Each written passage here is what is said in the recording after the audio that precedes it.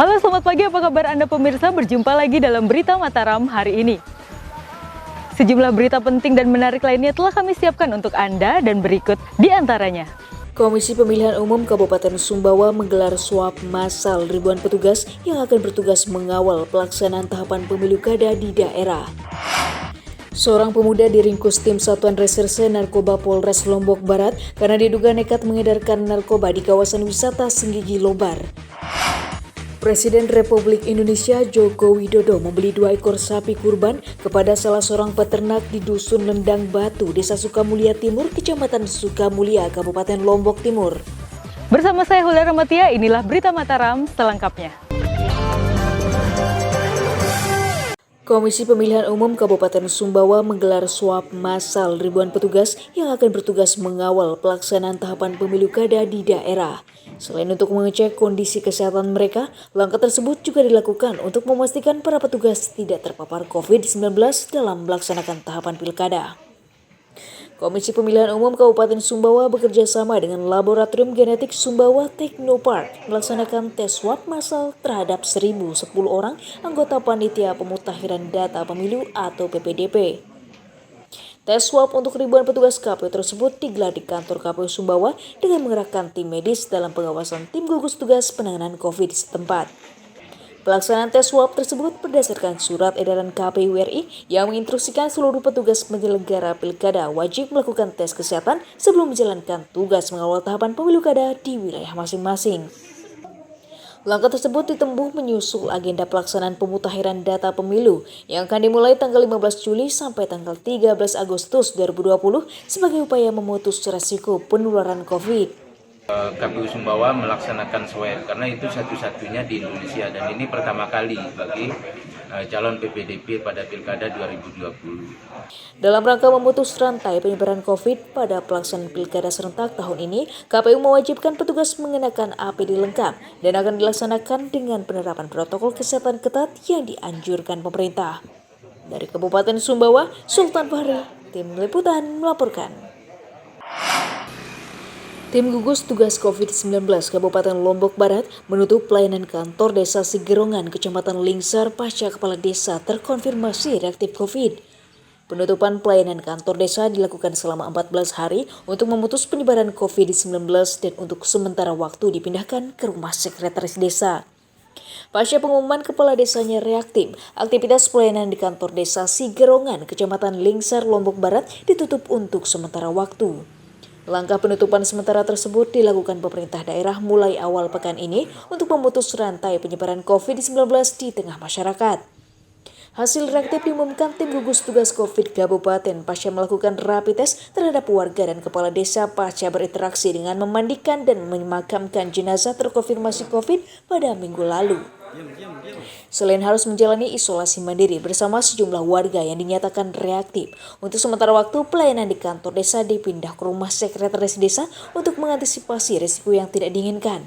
Adanya status reaktif tersebut, Bapak Kepala Desa mengambil kebijakan untuk mengeluarkan surat edaran tentang melakukan perangkat desa work at home atau kerja di rumah dan pelayanan untuk sementara ditutup di kantor desa. Beliau menyampaikan bahwa kemarin pagi sebelum jam kantor dibuka, saya sudah sempat komunikasi dengan Pak Kades, saya minta kantor tetap dibuka. Nah, dia menyampaikan nanti ada petugas dari Linmas yang akan tetap standby di kantor. Sekiranya ada warga yang datang untuk meminta pelayanan segala macam, mereka akan melayani sementara. Nah, jika ada butuh tanda tangan kepala desa segala macamnya, petugas tersebut akan ke kepala desa. Berdasarkan data tim gugus tugas COVID-19 Kabupaten, saat ini Kecamatan Lingsar menjadi wilayah tertinggi pasien terpapar COVID yang mencapai 46 orang, dengan pasien meninggal sebanyak 7 orang sehingga menjadi atensi khusus pemerintah daerah dalam penanganannya. Dari Kabupaten Lombok Barat, Hairul Amri, Tim Liputan melaporkan. Ratusan personil tim pengawas COVID diterjunkan pemerintah Kota Mataram untuk melakukan pemantauan di belasan pasar yang ada di wilayah Kota Mataram dan sekitarnya. Selain terus mensosialisasikan pencegahan penularan COVID, langkah tersebut juga dilakukan untuk memantau kedisiplinan warga dalam menjalankan protokol COVID di Kota Mataram. Langkah memutus rantai penyebaran COVID terus dilakukan pemerintah Kota Mataram dengan mengoptimalkan pengawasan di fasilitas umum yang berpeluang kerumunan seperti di pasar tradisional. Terkait hal itu, mulai awal pekan ini, pemerintah Kota Mataram melakukan pengawasan penerapan protokol kesehatan di 19 lokasi pasar tradisional yang ada di wilayah Mataram. Untuk mengawasi pasar, Pemkot menerjunkan sedikitnya 150 orang tim pengawas yang akan bertugas memantau dan menegur para pedagang dan pengunjung pasar yang abai menerapkan protokol kesehatan. Selain akan rutin mengecek ketersediaan sarana kesehatan di wilayah pasar, para petugas juga menerapkan aturan tidak mengizinkan warga masuk ke dalam pasar jika tidak mengenakan masker. Selain bertujuan mendisiplinkan masyarakat, hal tersebut dilakukan untuk mengurangi risiko masyarakat terpapar COVID di Kota Mataram. Jika tidak masker, kita tindak untuk tidak kita berikan untuk masuk ke areal pasar. Ya. Untuk tidak masuk ke areal pasar, kita diamkan saja, tidak usah. Kalau dia menggunakan masker baru kita izinkan, baik itu pedagang maupun para pengunjung yang ada di pasar. Tujuannya adalah untuk bagaimana memastikan di pasar-pasar tradisional kita itu benar-benar melaksanakan protokol COVID-19 di situ.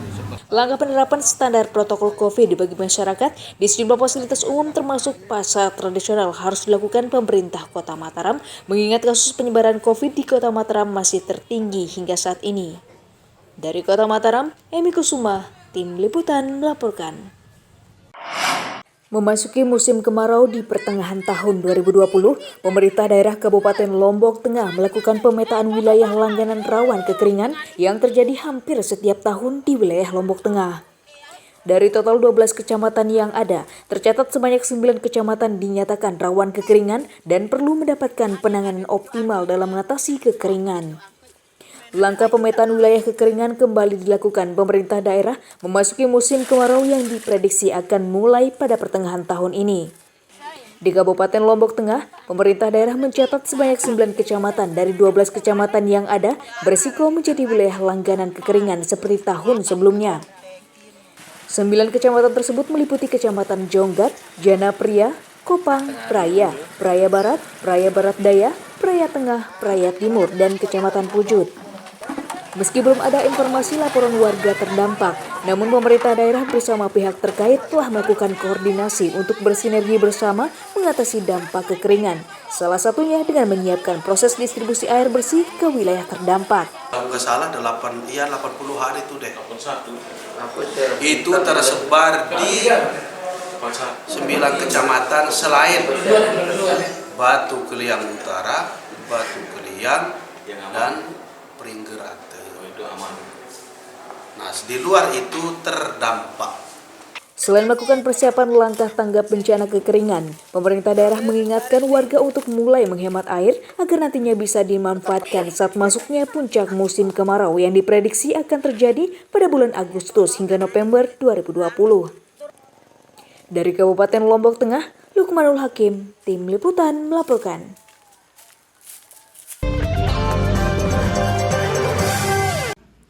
Seorang pemuda diringkus tim Satuan Reserse Narkoba Polres Lombok Barat karena diduga nekat mengedarkan narkoba di kawasan wisata Senggigi Lobar. Selain meringkus pelaku, petugas juga menyita barang bukti sabu dan sepeda motor yang kerap digunakan saat bertransaksi narkoba. Inilah video amatir detik-detik penangkapan seorang pemuda berinisial RA 35 tahun, warga Kelurahan Dasan Agung Mataram oleh tim Satres Narkoba Polres Lobar karena diduga berbisnis narkotika. Penangkapan pelaku karena informasi masyarakat yang kerap menyaksikan pelaku bertransaksi narkotika di kawasan Desa Sandik tak jauh dari kawasan wisata Senggigi. Penangkapan pelaku dilakukan petugas dengan berpura-pura menjadi pembeli dan akhirnya berhasil meringkus tersangka saat tengah menunggu pembeli di pinggir jalan raya. Selain meringkus pelaku, petugas juga menyita 3 klip plastik berisi sabu seberat 8,12 gram sabu yang disembunyikan dalam bungkus rokok, 1 unit telepon genggam, serta 1 unit kendaraan bermotor yang digunakan tersangka saat bertransaksi. Dalam penangkapan tersebut, kami mendapatkan barang bukti berupa sabu sekitar berat 8 gram. Lalu setelah mendapatkan barang bukti, kami sempat melakukan pengembangan, namun kehilangan jejak, lalu orang tersebut kami bawa ke kantor polisi. Atas aksi nekatnya tetap berbisnis narkoba di masa pandemi, pelaku kini harus meringkuk di sel tahanan Polres Lobar dan dijerat pasal 114 dan 112 ayat 2 Undang-Undang RI nomor 35 tahun 2009 tentang narkotika dengan ancaman hukuman minimal 6 tahun penjara. Dari Kabupaten Lombok Barat, Awaludin, Tim Liputan melaporkan. Dua pemuda pelaku tindak pidana pencurian dengan kekerasan berhasil diringkus tim unit reserse kriminal Polsek Lingsar Mataram karena diduga menjamret HP milik warga di sejumlah lokasi.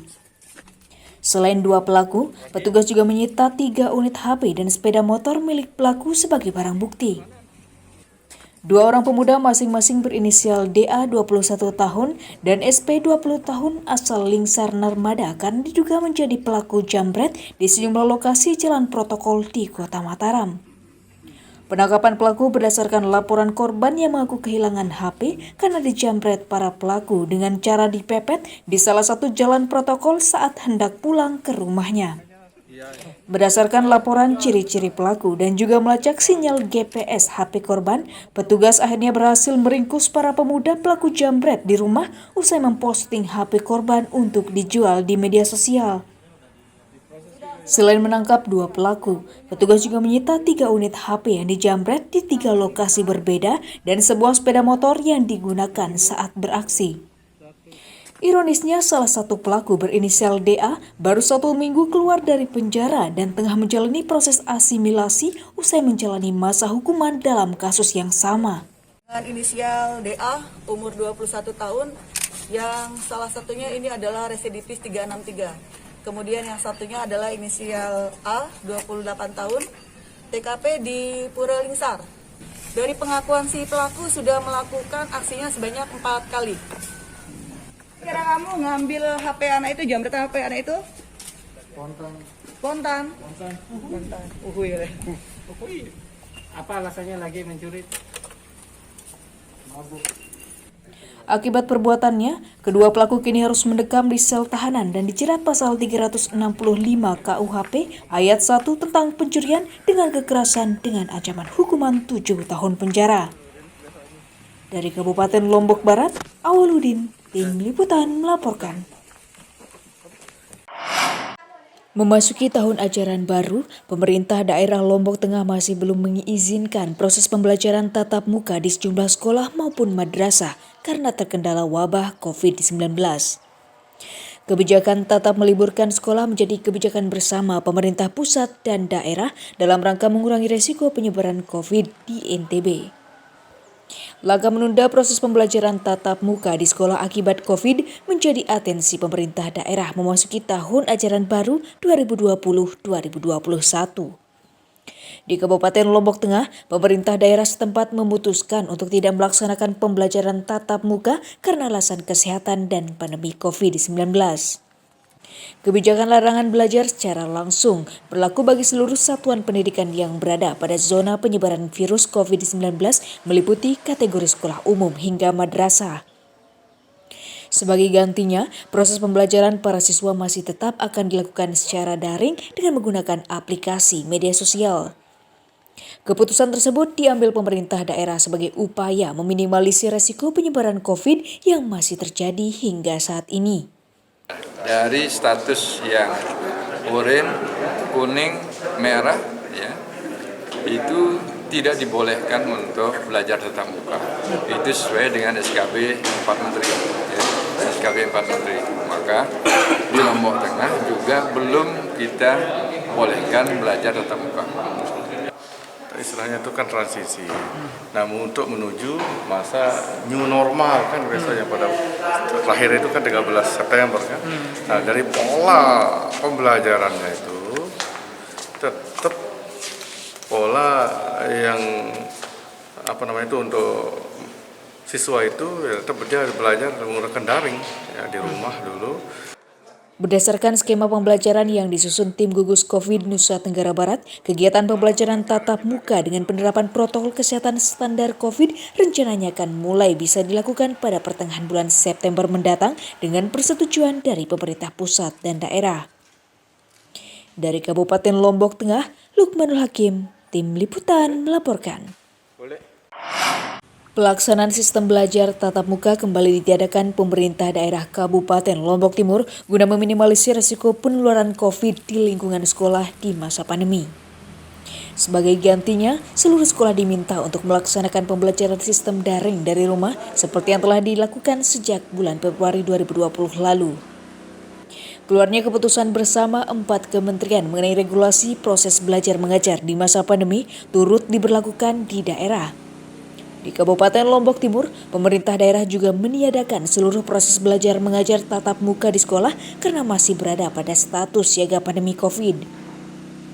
Dalam hal ini, Kementerian Agama Kabupaten Lombok Timur memastikan tidak ada madrasah yang melakukan proses belajar mengajar tatap muka semenjak dikeluarkannya surat edaran SKB 4 Menteri tersebut.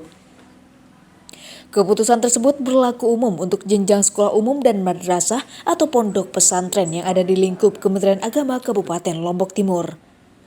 Terkait hal tersebut, Kepala Kementerian Agama menyatakan seluruh proses pembelajaran tatap muka di madrasah dan pondok pesantren ditiadakan kecuali terdata sekitar 52 pondok pesantren yang tetap akan menjalankan program pembelajaran khusus seperti tahfiz dan kitab kuning dengan penerapan protokol kesehatan yang ketat.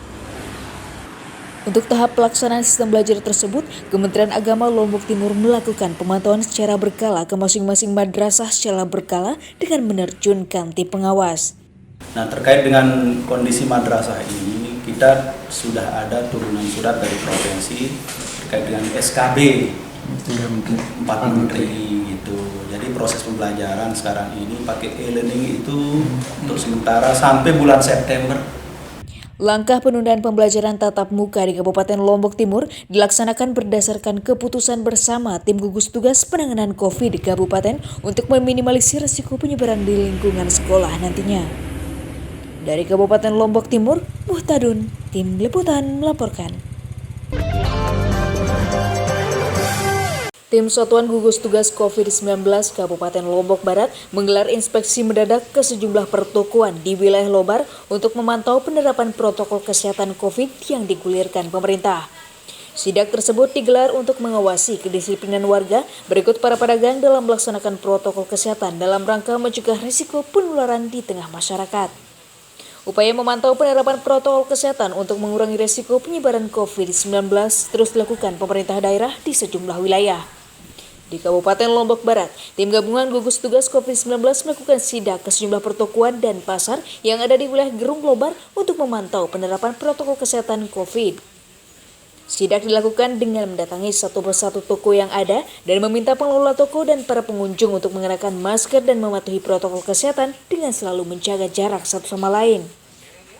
Selain memantau penggunaan masker, petugas juga mengecek sarana pendukung lain yang disiapkan toko, seperti tempat cuci tangan, alat ukur suhu tubuh, dan juga hand sanitizer. Meski tidak langsung memberikan sanksi, namun tim gugus tugas mengingatkan bagi pemilik toko yang membandel akan diberikan sanksi tegas jika kembali kedapatan tidak menerapkan protokol COVID di tempat usaha mereka. Ini implementasi dan sidak, dan ini akan dilaksanakan terus-menerus. Sesuai perintah Pak Gubernur, juga Satgas Lombok Barat ini secara masif keliling sekarang mengecek pelaksanaan protokol COVID di Lombok Barat ini secara ketat dan tegas. Yang pada intinya kita semua, bukan hanya TNI Polri saja, pihak pemerintah daerah, tapi seluruh masyarakat. Ya, seluruh masyarakat wajib harus berpartisipasi aktif, saling mengingatkan. Berdasarkan data terakhir, kasus penularan COVID di Kabupaten Lombok Barat hingga awal pekan ini mencapai angka 306 kasus, dengan 180 orang dinyatakan sembuh, 105 orang masih dirawat, dan 21 orang terkonfirmasi meninggal dunia. Dari Kabupaten Lombok Barat, Awaludin, Tim Liputan melaporkan. Presiden Republik Indonesia Joko Widodo membeli 2 ekor sapi kurban kepada salah seorang peternak di Dusun Lendang Batu, Desa Sukamulia Timur, Kecamatan Sukamulia, Kabupaten Lombok Timur. Menurut informasi dari peternak, 2 ekor sapi kurban milik Presiden tersebut dibeli seharga Rp225 juta. Inilah 2 ekor sapi jenis mental yang dibeli oleh Presiden Republik Indonesia Joko Widodo yang rencananya akan dikurbankan untuk masyarakat Pulau Lombok pada Idul Adha mendatang. 2 ekor sapi berbobot masing-masing 1,3 ton dan 1,1 ton tersebut dibeli dari seorang peternak di Dusun Lendang Batu, Desa Sukamulia Timur, Kecamatan Sukamulia, Kabupaten Lombok Timur.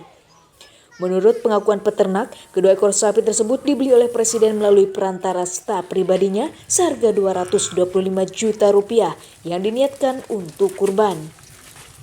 Kedua sapi tersebut diperkirakan berusia 4 tahun dengan sistem perawatan khusus dengan makanan alami tanpa pakan kimia, dan sapi tersebut layak dipilih menjadi hewan kurban oleh Presiden. 2 ekor. 2 ekor.